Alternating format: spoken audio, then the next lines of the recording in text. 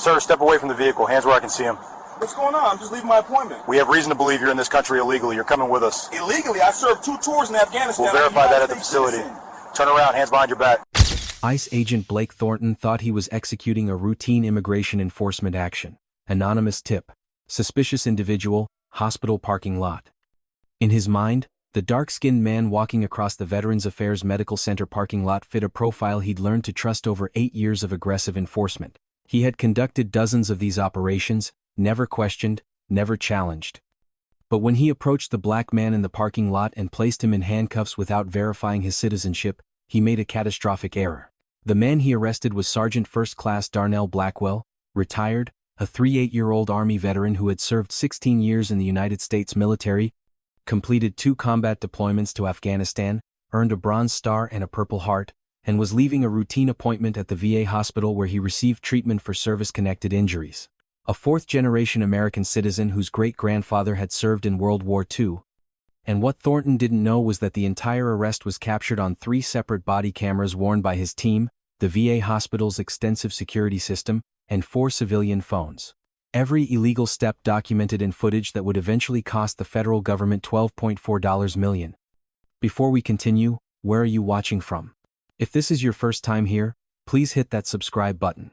Stories like these need to be shared, and your support helps us bring more truth to light. Thornton had been with ICE for 8 years, working the Houston field office with a reputation his supervisors called results-oriented.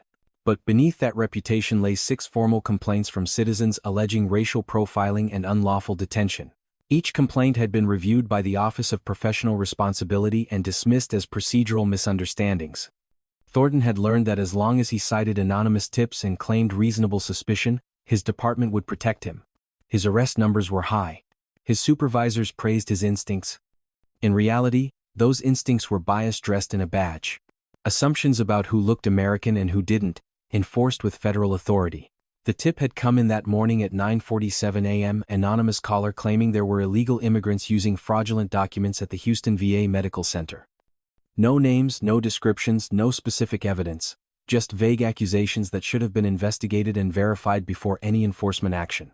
But Thornton didn't wait. He assembled a team of 3 agents, himself as lead, Agent Paige Holloway, and Agent Connor Fairbanks.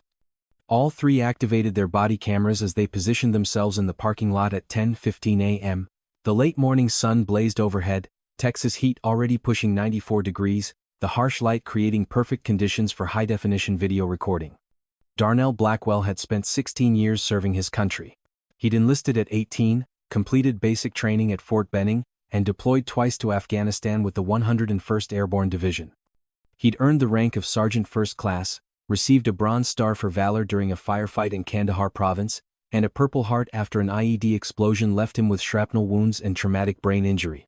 He'd retired 3 years earlier with full honors, a DD-214 documenting his service, and a lifetime of memories both proud and painful.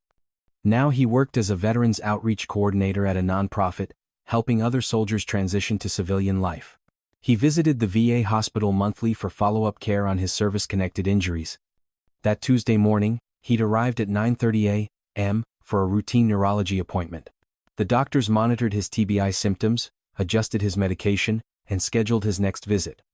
By 11:15 a.m., he was walking across the parking lot toward his truck, prescription bag in hand, thinking about the veterans support group he was facilitating that afternoon. He never saw the agents approaching until they were almost on top of him. Thornton's body camera captured his approach, the footage steady as he walked quickly across the parking lot. The Texas sun cast sharp shadows on the asphalt, every detail rendered in crystal clarity. Fairbanks's camera provided a flanking angle, while Holloway's camera recorded from the rear, creating a 3-point documentation of what was about to unfold. "Sir, step away from the vehicle," Thornton called out, his voice carrying authority designed to intimidate. "Hands where I can see them." Darnell turned, confusion crossing his face. The body cameras captured his expression, his military posture, the VA hospital bracelet still on his wrist from his appointment. He was wearing a t-shirt with the 101st Airborne Division logo, cargo shorts and work boots. Nothing suspicious. Nothing illegal. "What's going on?" Darnell asked, his hands rising slowly, instinctively. His combat training kicked in, assessing threats, maintaining calm. "I'm just leaving my appointment." Thornton stepped closer, his camera recording his own perspective as he approached. "We're with Immigration and Customs Enforcement. We've received information about individuals using fraudulent documents at this facility. I need to see identification and proof of citizenship." Darnell's jaw tightened, but his voice remained steady. The years of military discipline held. All 3 body cameras captured his measured response. "I'm a United States citizen. I was born in Galveston, Texas. I just finished 16 years in the United States Army." He reached slowly toward his back pocket. Fairbanks's camera captured the movement, zooming slightly as Darnell produced a worn leather wallet. He extracted his Texas driver's license and held it up. "This is my driver's license. My veteran ID card is right here too." Darnell held up both cards, the laminated surfaces catching the sunlight, every detail visible on the body camera footage. Thornton barely glanced at the identification. His own camera recorded the dismissive gesture, his eyes moving away from the cards almost immediately. Holloway shifted uncomfortably behind him, her camera wavering slightly. "These could be fraudulent," Thornton said flatly. "We're going to need you to come with us for verification." "Fraudulent?" Darnell's voice rose slightly, disbelief breaking through his composure. "I have a DD-214 at home. I have discharge papers. I have a Bronze Star and a Purple Heart. What exactly do you think is fraudulent?" "Sir, don't make this difficult." Thornton's hand moved to his belt, the gesture captured on both Fairbanks's and Holloway's cameras. "You can cooperate and we'll sort this out quickly, or this becomes a detention situation." Should ICE agents be required to verify military service records before arresting veterans? Comment your thoughts below. This wasn't a case of mistaken identity. This was racial profiling of a man who had bled for his country, captured on federal body cameras. Darnell took a breath, the rise and fall of his chest visible on all 3 cameras. "Officer, I'm cooperating. But what you're doing right now is illegal. You have no probable cause to detain me. I've shown you valid identification. I've told you I'm a citizen and a veteran. The 4th Amendment protects me from unreasonable seizure." Thornton's face flushed, the color change visible in the harsh Texas sunlight. His camera recorded his own hands clenching. In 8 years of enforcement, he'd rarely been challenged like this. The calm, precise pushback unnerved him. "Sir, final warning. Come with us voluntarily or you'll be placed under arrest." "Arrest for what?" Darnell demanded, his military bearing now fully engaged, shoulders squared, voice commanding. "For leaving a VA hospital after a medical appointment? For being black in a parking lot? What crime have I committed?"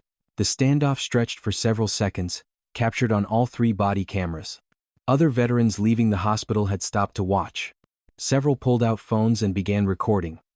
The VA hospital's security cameras, mounted on light poles throughout the parking lot, captured the scene from elevated angles.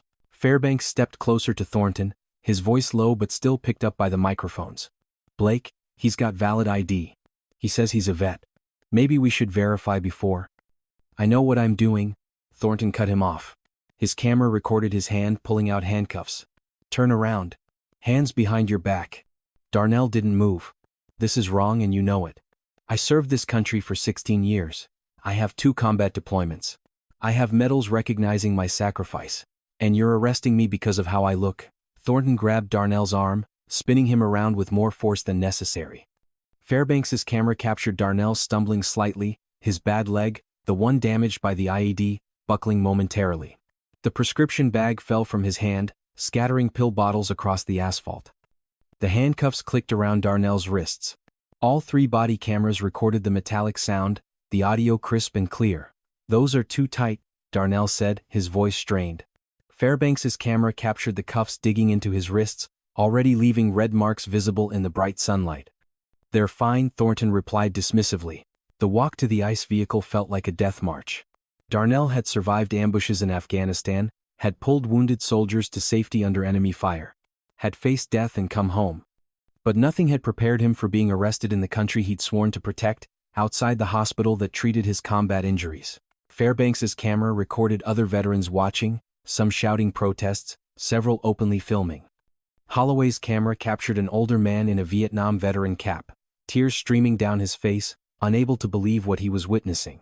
"This is America," the old veteran shouted, his voice cracking. "That man served. What are you doing?" Thornton ignored him, his camera recording the back of Darnell's head as he guided him toward the white ICE van. "Watch your head." Darnell was pushed into the back seat, his hands cuffed behind him, his shoulders already aching from the position. The van's interior camera activated automatically, adding a fourth angle of documentation. "You're making a mistake," Darnell said, looking directly at Thornton's body camera. "I'm Sergeant First Class Darnell Blackwell, United States Army, retired. Service number 427892156. 16 years of service. 2 deployments to Afghanistan. Bronze Star, Purple Heart. I was born in Galveston, Texas. My father served in Desert Storm. My grandfather served in Vietnam. My great-grandfather served in World War II.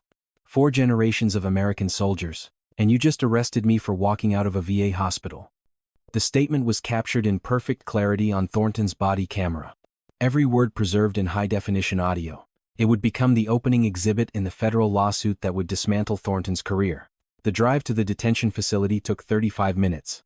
Fairbanks rode in silence, his camera occasionally panning back toward Darnell, who sat rigid in the back seat, staring out the window with the controlled fury of a soldier processing betrayal.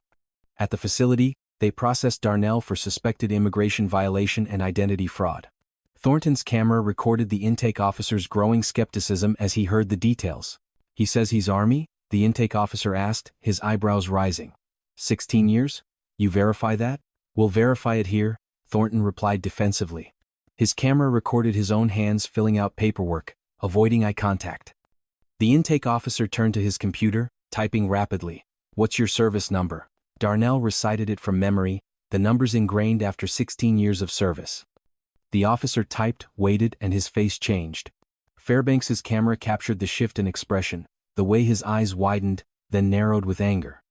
"He's in DEERS," the officer said slowly, referring to the Defense Enrollment Eligibility Reporting System. "Sergeant First Class Darnell Blackwell. 16 years active duty, 101st Airborne. 2 deployments. Bronze Star with Valor. Purple Heart. Honorably discharged." He looked up at Thornton. "He's exactly who he says he is." The silence that followed was captured on 3 body cameras. The audio feeds picked up only the hum of fluorescent lights and the distant sound of phones ringing. "Release him," the intake officer said, his voice tight with barely concealed fury.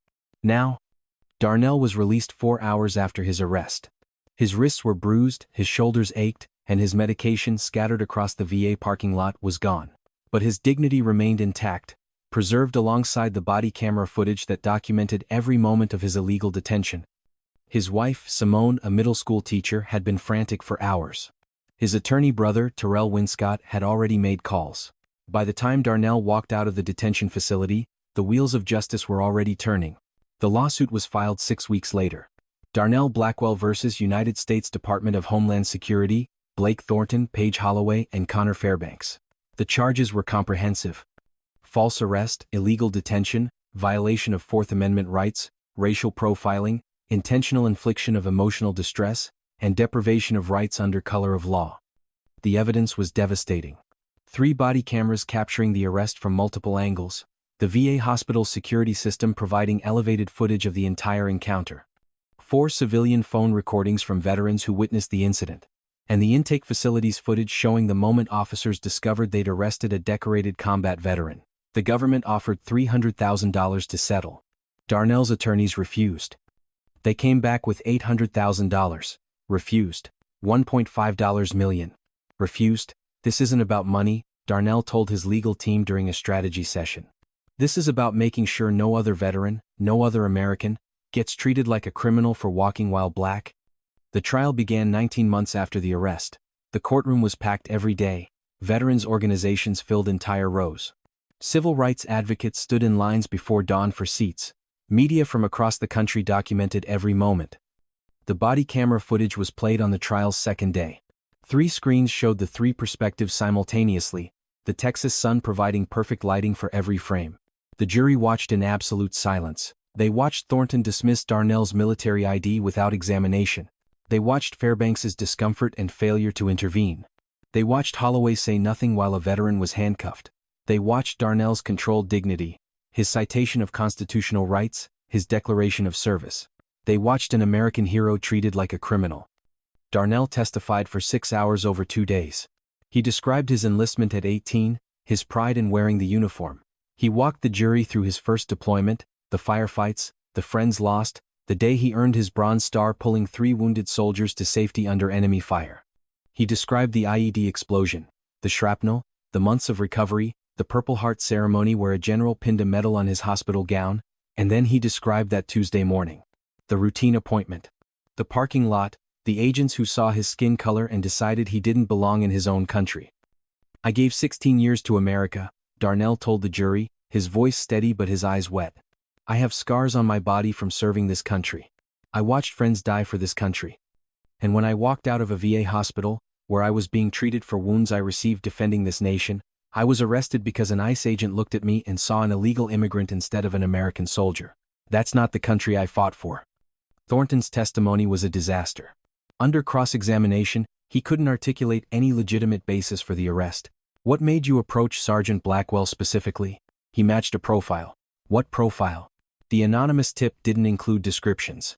Silence. Was it his 101st Airborne t-shirt? His VA hospital bracelet? His military bearing? What exactly was suspicious about a veteran leaving a VA hospital? No answer. The courtroom waited. Thornton's camera had recorded his own failure, and now the jury saw it live. The jury deliberated for 4 days. The verdict was unanimous on all counts. The damages phase lasted another week. Expert witnesses testified about the psychological trauma of being detained by your own government, the particular pain of a veteran's service being dismissed and disbelieved, the message sent to communities of color when decorated soldiers aren't safe from profiling. When the jury announced the damages, Darnell's wife sobbed against his shoulder. $6.8 million in compensatory damages for emotional distress, reputational harm, and violation of constitutional rights. $5.6 million in punitive damages, calculated to punish the government for enabling and ignoring patterns of discriminatory enforcement. Total, $12.4 million. The courtroom erupted. Veterans in attendance rose to their feet in applause. Somewhere in the back, an old man in a Vietnam veteran cap wiped tears from his weathered face. Thornton was terminated within 48 hours of the verdict. Fairbanks and Holloway were suspended indefinitely, their careers in federal law enforcement effectively over. The Department of Homeland Security announced sweeping reforms. Mandatory verification of military service records before any detention. Required consultation with supervisors before arresting individuals at VA facilities. Enhanced implicit bias training with specific focus on veteran populations. Independent review of all complaints against agents with patterns of profiling allegations. Darnell used part of his settlement to establish the Blackwell Veterans Defense Fund, providing free legal representation to service members and veterans facing civil rights violations. He testified before Congress twice, advocating for stronger protections against profiling. The body camera footage became required viewing at the Federal Law Enforcement Training Center. A stark lesson in what happens when bias overrides evidence, when assumptions trump documentation, when agents forget that the uniform they wear was designed to protect all Americans, not just those who look a certain way. And in ICE offices across the country, the case of Sergeant First Class Darnell Blackwell became legend. A cautionary tale whispered in training sessions and break rooms. A reminder that body cameras don't just protect agents from false accusations, they also document agents who falsely accuse. Blake Thornton saw a black man in a parking lot and assumed he was a criminal. He ignored valid identification. He dismissed claims of military service. He arrested a decorated combat veteran outside the very hospital that treated his war wounds. And 3 body cameras recorded every moment. Every assumption, every mistake. Darnell Blackwell served 16 years defending his country from threats abroad. Then he spent 3 years defending his country from injustice at home. Both battles required courage. Both battles ended in victory. If you believe that veterans deserve respect regardless of their race, that body cameras should protect citizens from profiling, and that $12.4 million sends the right message about the cost of discrimination, hit that subscribe button and turn on notifications. Tomorrow we have another story of courage meeting consequences, and you won't want to miss it, because the truth, recorded on body cameras and proven in court, reminds us that those who serve this nation deserve to be protected by it, not profiled by it.